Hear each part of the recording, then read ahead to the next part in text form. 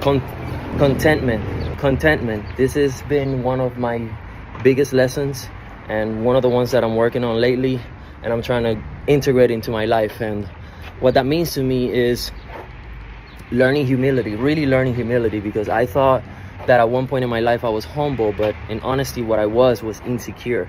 And there's a big difference in that. Humility is learning to accept life for what it is and not feeling that you're above life or you're above what you're getting.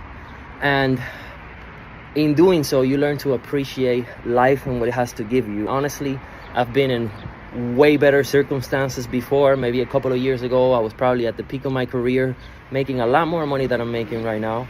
And I was so unhappy. And the reason why I was so unhappy is because I wasn't aware of my blessings. I wasn't content. I always wanted more and more and more. And no matter what I got, I always wanted more. And that kept me miserable. That kept me in agony. It was so painful.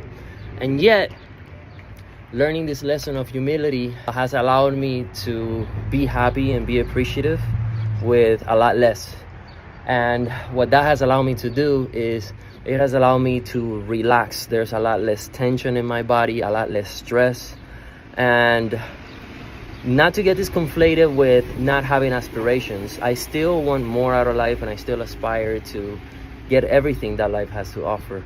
But at the same time, being able to balance that with humility and with appreciation and with understanding that life in itself is beautiful and everything that you get is a gift.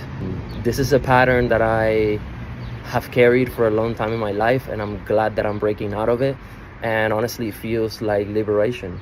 And honestly, this is the reason why I want to spread this message out to as many people as possible, or whoever listens to it, because it could potentially really change the quality of your life. It doesn't really matter how much wealth you accrue, how many material things you have. If you're not humble and if you're not content with what you got, it's never going to be enough.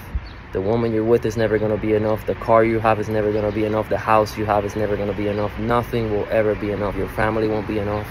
And I'm grateful. I'm grateful to have finally understood this message, integrated into my life, and I still try to practice it every day, and I try to keep it in the forefront of my mind.